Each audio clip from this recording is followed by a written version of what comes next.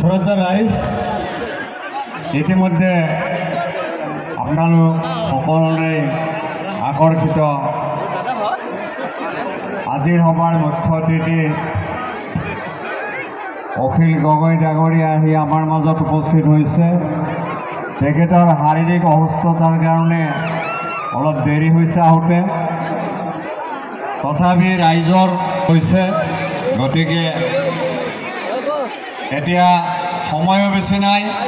মই ৰাইজক অনুৰোধ জনাম, মই এতিয়া আমাৰ মুখ্য অতিথি অখিল গগৈ ডাঙৰীয়াক বক্তব্য ৰখাৰ কাৰণে অনুৰোধ জনাম। 4:45 মাগৰিবৰ আজান হ'ব। মাত্ৰ 7 মিনিট সময় মাগৰিবৰ নামাজ শেষ হৈ যাব। আপোনালোকে ধৈৰ্য ধৰি বহে।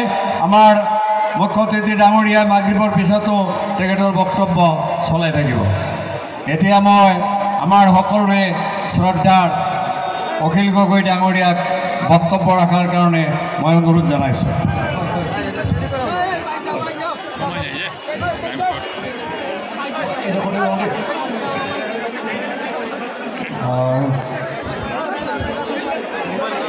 শ্ৰদ্ধাভাজন ৰাইজ,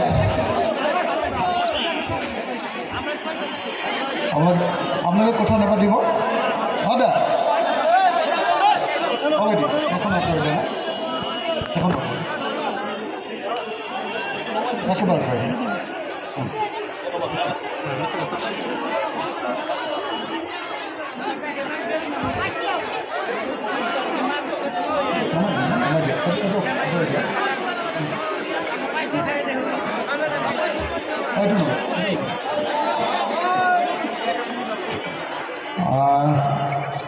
আপোনালোক সকলোকে নমস্কাৰ জনাইছোঁ, শ্ৰদ্ধা জনাইছোঁ।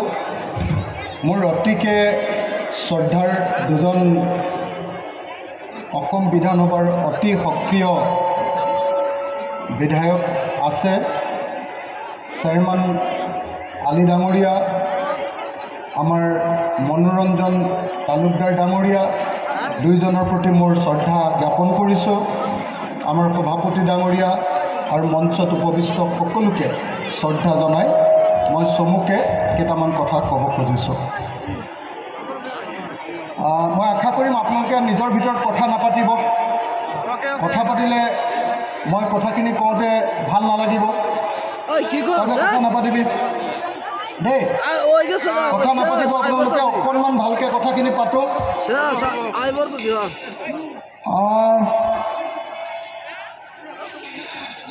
যোৱা কেইটামান দিন গোটেই অসমৰ মানুহ অকল এটা চিন্তাত আছে যে আমাৰ মৰমৰ জুবিনদাৰ যে মৃত্যু হ'ল, সাগৰত যে মৃত্যু হ'ল, সেই মৃত্যুৰ ঘটনাটোৰ আচল তদন্ত হ'বনে নহ'ব, আৰু দোষীসকলক আমি শাস্তি দিব পাৰিম নে নোৱাৰিম, সেই কথাটোক লৈ অসমৰ চব মানুহে এতিয়া অতি চিন্তিত হৈ আছে।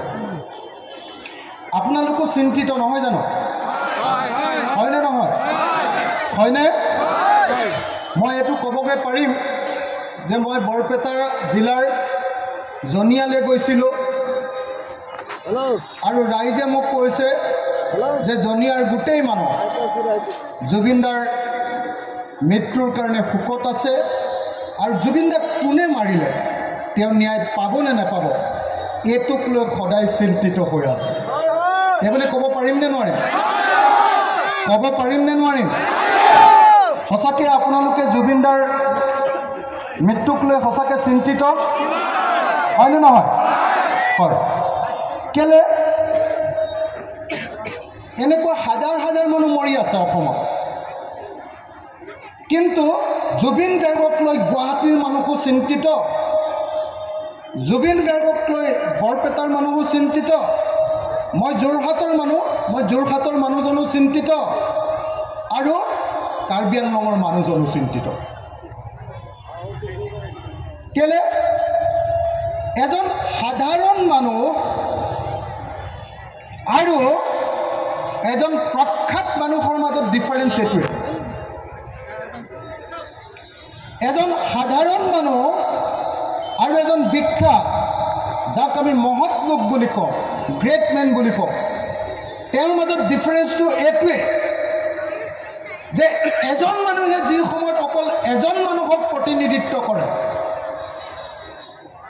বিখ্যাত মানুহবিলাকে গোটেই সমাজখনক প্ৰতিনিধিত্ব কৰে।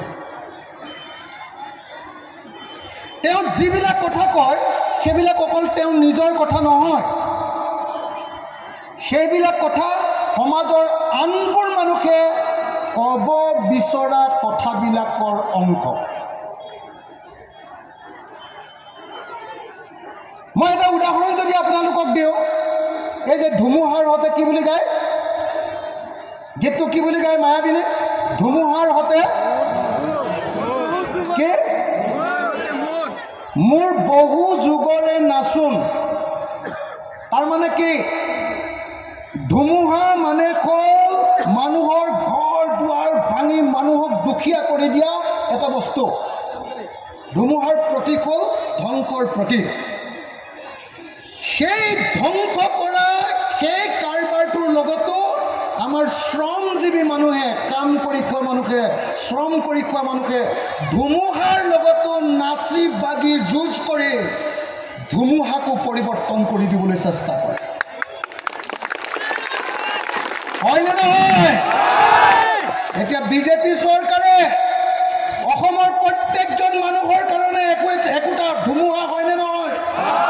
হয়নে নহয়? হিমন্ত বিশ্ব শৰ্মা এটা অত্যন্ত বেয়া ধুমুহা ঘূৰ্ণী বতাহৰ প্ৰতীক হয়নে নহয়? হয়নে নহয়? অনবৰতে হিন্দু মুছলমান, অনবৰতে মাৰিম কাটিম, অনবৰতে ঘৰ ভাঙিম, উচ্ছেদ কৰিম, এওঁলোকক গুলিয়াই মাৰিম, এওঁলোকক এনকাউণ্টাৰ কৰিম, অনবৰতে এটা ধুমুহাৰ নাম হিমন্ত বিশ্ব শৰ্মা হয়নে নহয়? হয়নে নহয়? কিন্তু হিমন্ত বিশ্ব শৰ্মাই ইমান ধুমুহা আমাৰ মাজত মেলি দিয়াৰ পাছতো অসমৰ শ্ৰমজীৱী দুখীয়া মানুহে সেই ধুমুহাৰ লগতে উঠা নমা কৰি চিন্তা কৰি আছে যে কোনদিনা আমি এই জাক ধুমুহাক লুটিয়াই সাগৰলৈ পঠিয়াই দিব পাৰিম আৰু আকৌ আমি শান্তিত থাকিব পাৰিম। বুজি পালেনে নাই? বুজি পালেনে নাই? RSS, বিজেপি, হিমন্ত বিশ্ব শৰ্মা এইবিলাক হ'ল ধ্বংসকাৰী ধুমুহাৰ নাম। হয়নে? আৰু আমি শ্ৰমজীৱী মানুহ, হিন্দুৱে কওঁ বা মুছলমানে কওঁ, খ্ৰীষ্টানে কওঁ বা জৈনে কওঁ, মিয়াই কওঁ বা আহোমে কওঁ, ব্ৰাহ্মণে কওঁ বা কলিতাই কওঁ, যি জাতিৰে মানুহ নহওঁ কিয় আমি শ্ৰমজীৱী মানুহে সেই ধুমুহা থকাৰ পাছতো এতিয়াও আশা জীয়াই ৰাখিছোঁ। ধুমুহাত আমাৰ চব খতম হৈ গৈছে। কেতিয়াবা ঘৰ ভাঙি দিছে, কেতিয়াবা ল'ৰাটোক চোৰ বুলি ধৰি নি ৰাতিয়ে পুলিচে গুলিয়াই মাৰি দিছে। কোনো শ্ৰমজীৱী মানুহে গুৱাহাটীলৈ গৈ ইয়াৰ পৰা জনিয়াৰ পৰা এজনো মানুহ গুৱাহাটীলৈ বাছখনতো শান্তিৰে যাবলৈ ভয় কৰে। কৰে নে নকৰে? যদি দাড়ি আছে, যদি লুঙি আছে, যদি টুপি আছে, যদি মুছলমান চেহেৰা আছে, তেওঁ বাছত যাবলৈও হিমন্ত বিশ্ব শৰ্মা চৰকাৰৰ দিনত ভয় কৰে। কৰে নে নকৰে? কৰে নে নকৰে? হিমন্ত বিশ্ব শৰ্মাই আমাৰ মূৰৰ ওপৰত এটা ধুমুহাৰ সৃষ্টি কৰিব খুজিছে আৰু হিমন্ত বিশ্ব শৰ্মাক বুঢ়া আঙুলি দেখুৱাই অসমৰ সকলো ৰাইজে কৈছে যে 2026ত তোমাক আমি ধুমুহাৰ লগত উৰুৱাই পঠিয়াই দিম। 2026ত তোমাক আমি ব্ৰহ্মপুত্ৰত দলিয়াই দিম। তোমাৰ নিচিনা ধুমুহাৰ লগত খেলিয়াই আমি ডাঙৰ হৈছোঁ আৰু তোমাৰ নিচিনা ধুমুহা আমি বহুত জাক পাৰ কৰিছোঁ। এই জাক ধুমুহাও আমি পাৰ কৰিব পাৰিম। হয় নে নহয়? হয় নে নহয়? এইটোৱে জয় জুবিন দাদে কৈছে, জুবিন দাই সেইটোৱে কথাই কৈছিলে। এইটো অকণ আঁতৰাই দিয়কচোন, সেইটো নমাই দে। মানুহৰ মুখখিনি চাই থাকোঁ। হয়নে নহয়?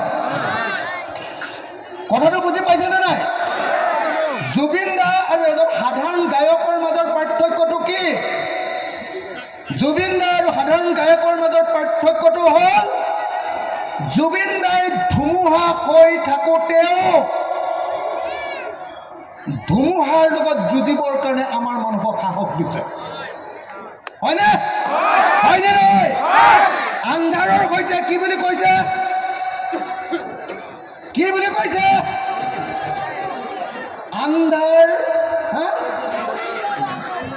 আন্ধাৰো যে মোৰ বহু দিনৰে আপোন কি বুলি কৈছে আন্ধাৰো যে মোৰ বহু দিনৰে আপোন তাৰ মানে কি গোটেই সমাজখনত আন্ধাৰ কৈছে মই গোটেই জীৱন আন্ধাৰতে আছো আন্ধাৰ যেটো বেয়া বস্তু হিউ মোৰ আপোন হৈ গৈছে তাৰ পাছতো মই পোহৰৰ সপোন দেখিবলৈ এৰি দিয়া নাই হয়নে নহয় আমি কাম কৰি খোৱা মানুহ যিবিলাকে আনৰ ঘৰত কামলা কৰোঁ যিবিলাকে আনৰ খেতিত কাম কৰোঁ যিবিলাকে বিল্ডিঙৰ কাম কৰিবলৈ যাওঁ যিবিলাকে ইটা ভাটাত কাম কৰিবলৈ যায় যিবিলাকে প্ৰত্যেকটো কাম কৰি এই সমাজখন জীয়াই ৰাখিছে তেওঁলোকৰ কাৰণে জীৱনটো কেৱল আন্ধাৰ আন্ধাৰ আৰু আন্ধাৰ সেই আন্ধাৰকো আপোন কৰি লৈ সেই আন্ধাৰৰ পৰা পোহৰ আনিবৰ কাৰণে যি যুদ্ধ চলোৱা হয় সিয়ে হ'ল সংস্কৃতি জুবিন দা তেনেকুৱা এজন শিল্পী আছে আৰু সেইকাৰণে জুবিন দাক আমি সকলোৱে ভাল পাওঁ হয়নে নহয় কথাটো বুজি পাইছেনে নাই সকলোৱে বুজি পাইছেনে নাই হিমন্ত বিশ্ব শৰ্মা বিজেপি আৰু RSSে অসমত আন্ধাৰ বিয়পাই দিছে হিন্দু মুছলমানৰ মাজত সংঘাতৰ জৰিয়তে হয়নে নহয় আজিৰ দিনটোৰ আন্ধাৰ মানে কি আজিৰ দিনটোৰ আন্ধাৰ মানে হিন্দু মুছলমানৰ সংঘাত সৃষ্টি কৰিবলৈ লোৱা সেই হিমন্ত বিশ্ব বিজেপি আৰু RSSৰ কি কৰ্মকাণ্ড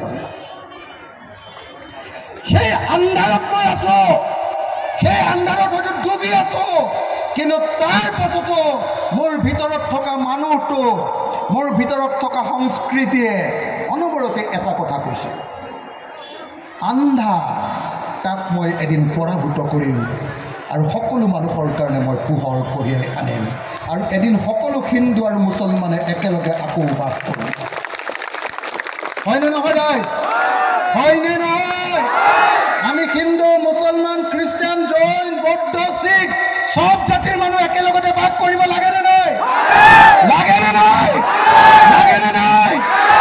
তাৰ বিপৰীতে RSS বিজেপি হিমন্ত বিশ্ব শৰ্মা ইহঁতে কি কৰে ইহঁতে আমাৰ ভিতৰত যুঁজাব খোজে হিন্দুৰ লগত মুছলমানৰ লগত হিন্দুৰ লগত খ্ৰীষ্টানৰ আহোমৰ লগত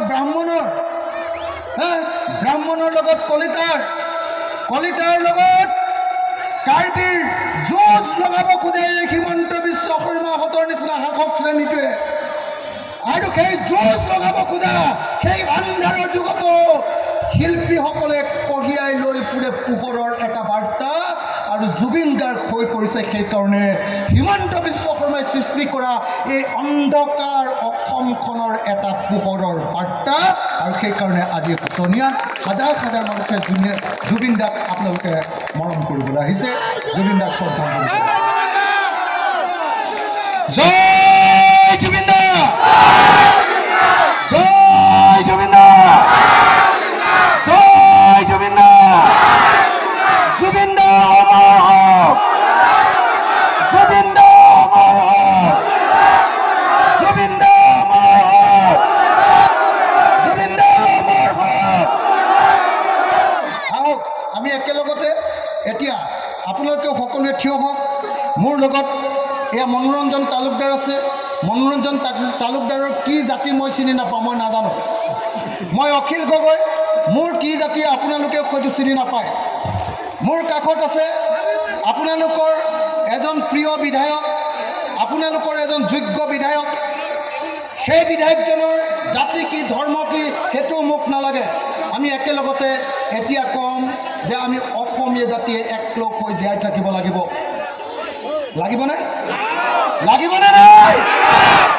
নাই আমি অসমীয়া জাতি একলগ হৈ থাকিব লাগিব আৰু হিমন্তহঁতে আমাক যে ভাগ ভাগ কৰিব খুজিছে এই ভাগ ভাগ কৰা কথাটোক আমি কেতিয়াও মানি নলওঁ হয়নে কি কৈছে ধুমুহাৰ সতে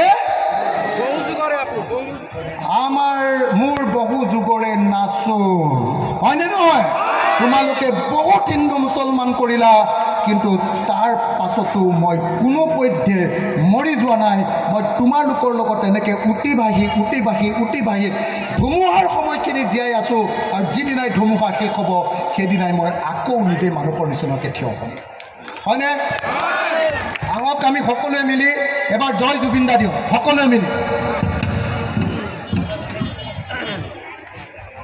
জয় জুবিন দা জয় জুবিন দা জয় জুবিন দা জুবিন দাক ন্যায় দিব লাগিবই জুবিন দাক ন্যায় দিব লাগিবই জুবিন দাক ন্যায় দিব লাগিবই জুবিন দাক ন্যায় দিব লাগিবই